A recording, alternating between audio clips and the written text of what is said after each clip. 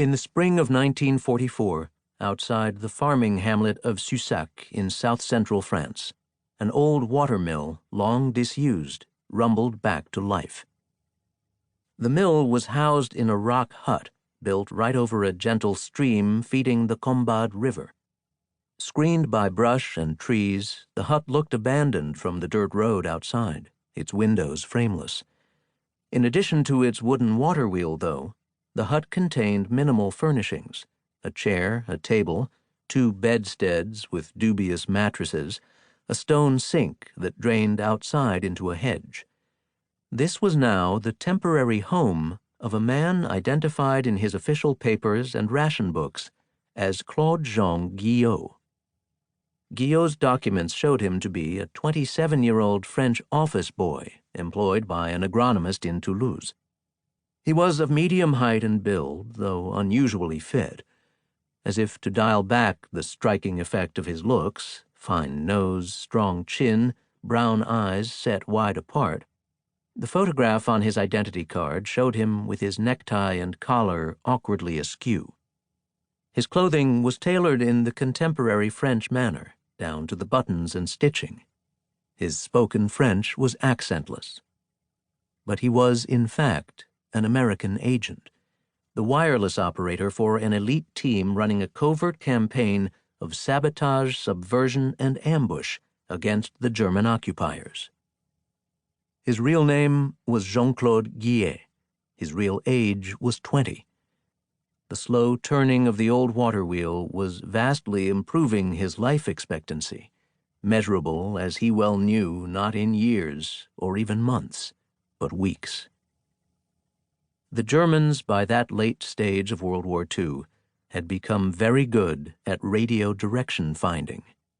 The Nazi Funkhorchdienst, or listening service, monitored the entire radio spectrum between 10 kilocycles and 30 megacycles from a facility near Paris.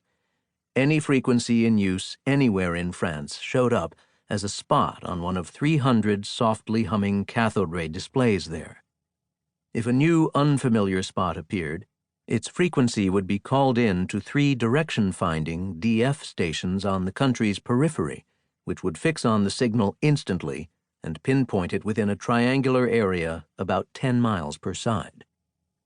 Then the hunt would begin. The first step was to momentarily shut down the electrical power grid, one substation at a time, in the zone identified. If the spot blipped off and on, it meant that the radio drew power from that substation. Then technical teams operating mobile DF stations, often carried in disguised laundry trucks, but also sometimes in cars or small planes, would take over and narrow the field to within 200 yards of the transmitter. Finally, if necessary, Gestapo men on foot, using sensors hidden under coats, antennae looped around their necks, eyes on meters disguised as wristwatches, would close in. In 1944, the procedure, from the detection of a signal to the dispatching of DF vehicles, took as little as 14 minutes. Wireless operators were special prizes for the German military, as they were the vital link between resistance fighters and the London spy masters who supplied arms, ammunition, and money by moonlight parachute drops. Captured agents were supposed to either swallow their L pill, potassium cyanide, the L standing for lethal, or if they could not, to remain silent for the first 48 hours of interrogation, giving their fellows time to get clear. The risk was never far from Jean-Claude's mind. His reason for being there was that the team's previous radio operator had been captured months earlier near Rouen. Jean-Claude's borrowed watermill was a superb spot for operating his wireless set, a medium-power suitcase transceiver, as it offered both concealment and an off-the-grid power supply. Helped by an electrician friendly to the resistance, Jean-Claude had disconnected the heavy millstone from the water wheel's shaft and propped it against the hut's wall. Then the 2 men had rigged belts and wooden gears to the shaft, the last belt stretched tightly over a pulley driving a small generator. The system amplified the slow turning of the water wheel to a rate sufficient to charge a pair of scrounged 12-volt car batteries, which powered the radio. A long copper wire, threaded through a cracked roof tile and strung up into the branches of a tree, served as an antenna. Even so, Jean-Claude knew he was in peril every time he switched on his set. DF trucks occasionally roamed the countryside.